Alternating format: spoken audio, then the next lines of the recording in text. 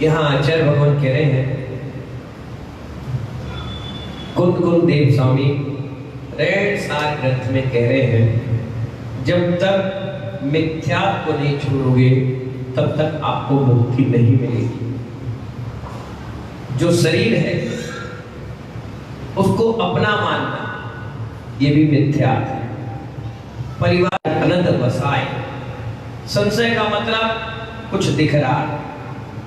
जैसे आचार्य भगवान कहते हैं कि भगवान की वाणी सत्य है कि नहीं, मोक्ष मिलेगा कि नहीं, जीव होते हैं कि नहीं, तत्व है कि नहीं, मुनि है कि नहीं, भगवान होते हैं कि नहीं, इस प्रकार जो संशय होता है। बीत रात जिनवाणी के ऊपर जा रहे थे और बहुत दूर एक रस्सी पड़ी हुई थी और रस्सी को आपने देखा और कहने लगे ये सांप है। क्या कहने लगे? तो विपर्य नाम का क्या हो गया? मिथ्यात्व हो गया।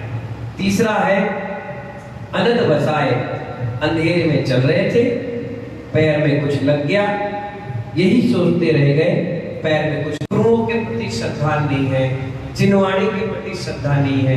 यानी एक हिसाब से आपने कह दिया जो हम कह रहे हैं, जो हम बोल रहे हैं, जो हम मान रहे हैं वो सही है, लेकिन जो देव साथ और गुरु ने कह दिया है वो बात गलत है। तो मालवा इस प्रकार का पर घिसने के बाद ये सोना सही है कि नहीं? अगर पीतल लगा तो आप नहीं खरीदते हो, अगर सोना रहा तो पैसे देकर ले लेते हो। इसी प्रकार आचार्य कहते हैं जहां सब में ज्ञान थे, कौन जानता है एक 525 धनुष के बाहुबली भगवान थे, कौन जानता है चक्रवर्ती का ये वैभव है, सब बेकार है। तो ऐसे व्यक्ति क्या होता है? उल्टी दिशा और उल्टे विचारधारा का होता है। ये खुद नेगेटिव रहता है और लोगों को भी नेगेटिव ऊर्जा देता है। इसलिए आचार्य कहते हैं हम सभी लोग हर चीज की परीक्षा करते हैं और परीक्षा होना भी चाहिए।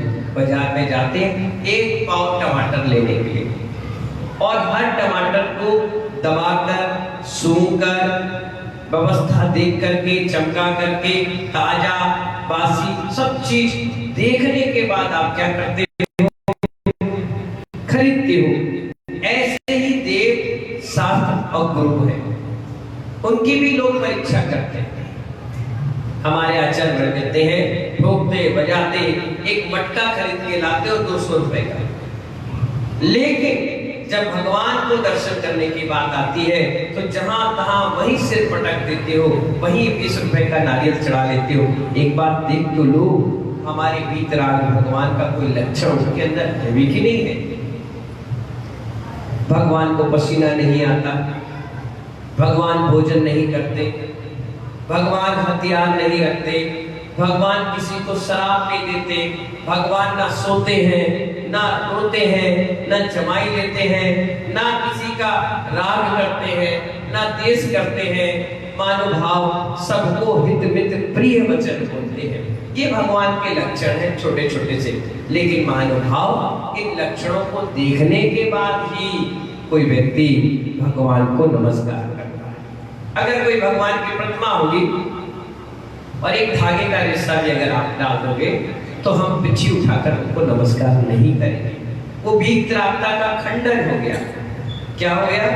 खंडन। अब भाई भगवान वो है नहीं तो हम नमस्कार कैसे करें? इसीलिए तो जब भी मंदिर में अभिषेक होता है कोई भी कपड़ा भगवान के शरीर से टच नहीं होता। क्या नहीं होता है? भगवान के शरीर से टच नहीं होता।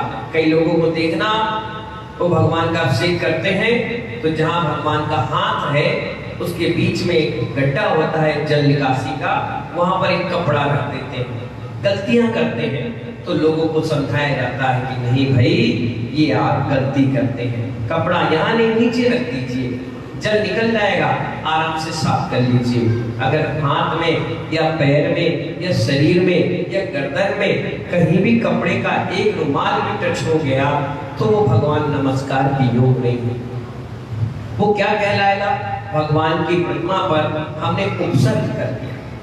इसीलिए तो जो अभिषेक करते हैं वो 9 बार नमोकार मंत्र की जाप करते हैं कि प्रभु हमारा उद्देश्य इस कपड़े से आपके शरीर का प्रक्षाल करना है, मार्जन करना है, कपड़ा लगाने का उद्देश्य नहीं है। और जब अभिषेक हो जाता है उसके बाद फिर से क्षमा मांगते हैं कि कोई गलती हो गई तो हमें क्षमा करें। और कोई व्यक्ति अगर ऐसी हरकतें करते हैं तो उनसे भी कहना है कि आज के बाद भगवान की गद्दी पर, हाथ पे या पैर पर कपड़ा ना लगाएं, ना अपनी धोती दुपट्टा टच करें, बहुत बड़ा पाप कर्म का बंध बन जाता है। तो महानुभाव आचार्य भगवान कहते हैं कोई व्यक्ति कुछ कहे, कोई व्यक्ति कुछ कहे, एक छोटी छोटी बातों में उलझ करके अपने सम्यक की हानि ना करें, अपने सम्यक के, अपने तत्व ज्ञान की रक्षा करें और एक दिन भगवान बन करके मोक्ष की प्राप्ति करें।